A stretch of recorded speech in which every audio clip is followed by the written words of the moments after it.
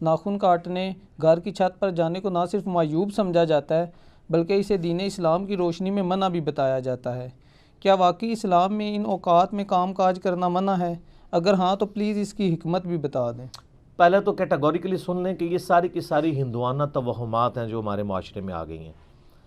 ایک چیز ضرور ہے، صحیح بخاری اور مسلم کی متفق علیہ حدیث ہے، نبی صلی اللہ علیہ وآلہ وسلم نے فرمایا کہ جب مغرب کا وقت ہو جائے تو اپنے بچوں کو باہر نہ نکالو۔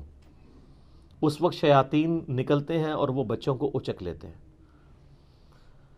اور بخاری اور مسلم میں حدیث ہے کہ مغرب کے بعد اپنے گھروں کے دروازے کو بند کر دو اور بسم اللہ پڑھ کے بند کرو تو شیطان بھی نہیں کھول پائے گا، ورنہ تو یہ جو لوگ کہتے ہیں نا ہم جنات سے اتنا کام لیتے ہیں، تو کوئی بینک سے پیسے چوری کروا کے بتائیں، دنیا کا نظام نہیں چل سکتا۔ اللہ تعالیٰ نے یہ جو ہرڈل ہے وہ سب کے لیے رکھی ہوئی ہے۔ بخاری مسلم میں الفاظ ہیں، اپنے برتنوں کو ڈھانپ دو، خالی برتنوں کو الٹا کر دو اگر ڈھانپ نہیں سکتے، اور اگر بھرے ہوئے برتن ہیں اس کو ڈھانپنے کے لیے کوئی چیز نہ ملے تو بخاری مسلم کے الفاظ ہیں کوئی ایک تنکا ہی اس کے اوپر رکھ دو۔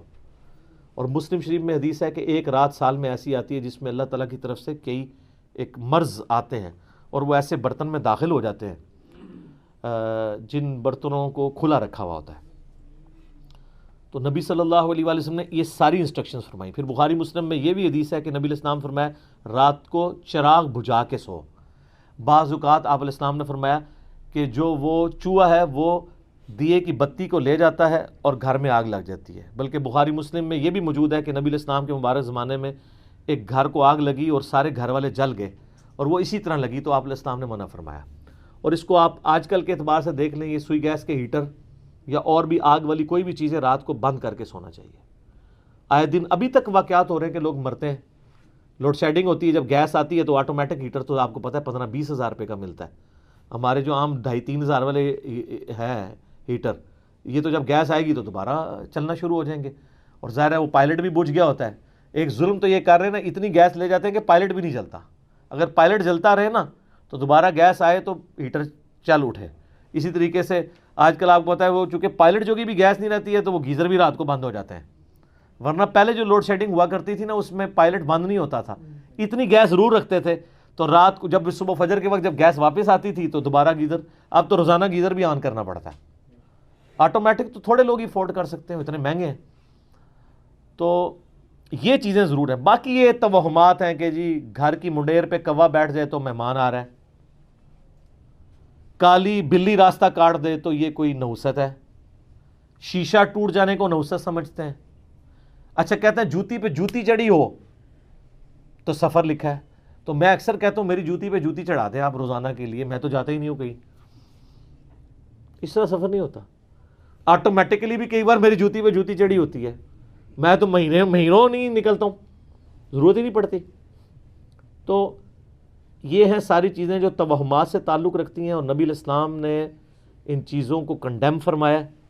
قرآن حکیم میں واضح آیت ہے، سورہ بنی اسرائیل میں 36 نمبر آیت، جو 10 کمانڈمنٹس آئی ہیں نا، 9th کمانڈ ہے وَلَا تَقْفُ مَا لَيْسَ لَكَ بِهِ عِلْمٌ إِنَّ السَّمْعَ وَالْبَصَرَ وَالْفُؤَادَ كُلُّ أُولَٰئِكَ كَانَ عَنْهُ مسؤولا۔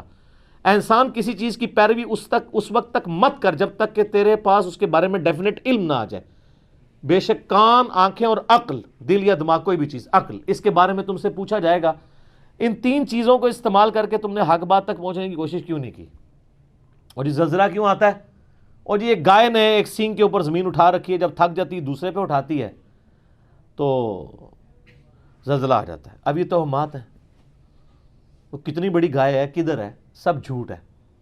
اسلام ان چیزوں کو نہیں مانتا، یا سائنس پروف کر دے مانیں گے۔ ایکوائرڈ نالج بھی ڈیفینٹ ہے، ریویلڈ نالج بھی ڈیفینٹ ہے، لیکن ایکوائرڈ نالج وہ جو یعنی سرٹیفائیڈ ہو تجربات سے۔ مثلا یہ چیز بالکل اسٹیبلش ہے کہ پیٹرول سے آگ بھڑکتی ہے، کبھی ایسا نہیں ہوا کہ آگ کے اوپر پیٹرول پھینکا جائے تو پانی کی طرح اس کو بجھا دے، تو یہ بالکل definite physical phenomena of nature ہے۔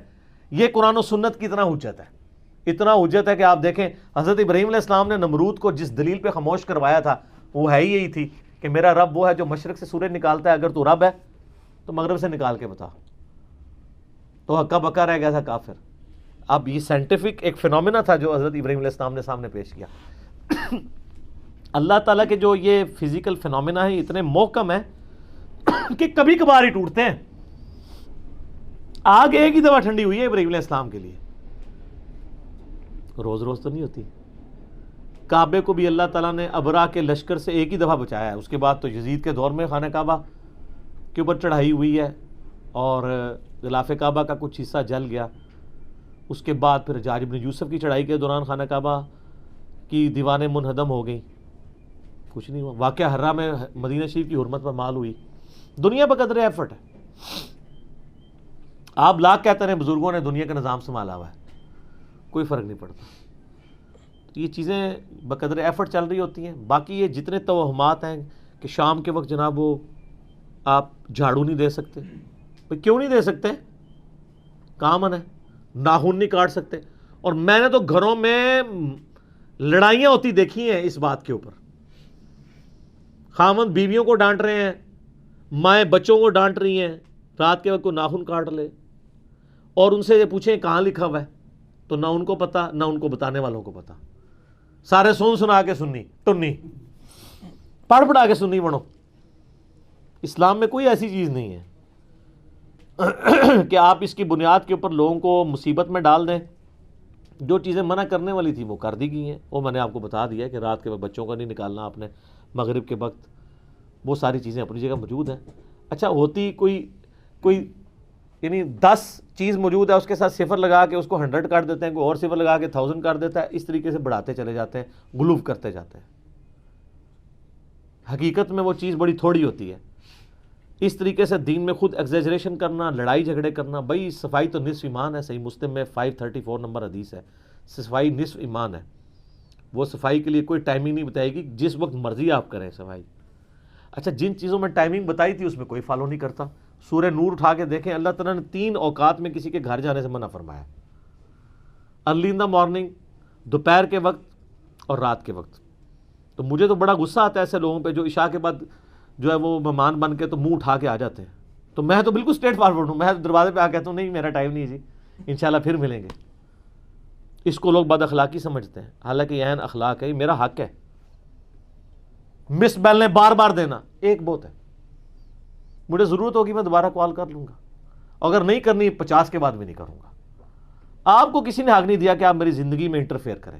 بخاری مسلم میں حدیث ہے, نبی علیہ السلام فرمایا اگر کوئی کسی کے گھر میں جھانک رہے نا اور وہ آگے سے نیزہ مار کے اس کی آنکھ بھی نکال دینا, اس پہ کوئی قدغن نہیں ہے. آپ اسے بد اخلاقی سمجھیں گے کہ یار وہ جھانکنے سے کیا ہو گیا تھا, آنکھ نکال دی. بھئی اسلام تو یہی کہتا ہے, سختی ہے. خود نبی علیہ السلام نے ایک صحابی کو یہ کہہ دیا تھا کہ اگر میں جان رہا ہوتا تو میں تیرے ساتھ کر دیتا. حتیٰ کہ بخاری مسلم میں یہ بھی حدیث ہے کہ دروازہ کھٹکھٹاؤ, دستک دو, جواب آ جائے تو ٹھیک 3 دفعہ, ورنہ واپس چلے جاؤ, اس بات کا برا بھی نہ مانو. یہ کیوں ہے؟ کوئی اگلے کی مرضی نہیں ہے, نہیں ملنا چاہتا آپ سے, کیوں آپ اس کو مجبور کر رہے ہیں؟ تو یہ سب کی سب چیزیں ہمارے معاشرے میں توہمات چل رہی ہیں. انہی میں سے یہ بھی ہے. اسلام یا ایکوائرڈ نالج کو مانتا ہے یا ریویلڈ نالج کو. سر پھر گورے کو اسلام ہے نا, گورے کو آپ کہہ دینا کالی بلی آگے سے راستہ کاٹ دے تو نحوست ہے, وہ مانے گا؟ ایمانداری سے مجھے بتائیں. نان سینس, کیا بات کر رہے ہو, نہیں مانے گا. آپ کے اعتقادات جو ہیں وہ گوروں سے بھی گئے گزرے ہیں.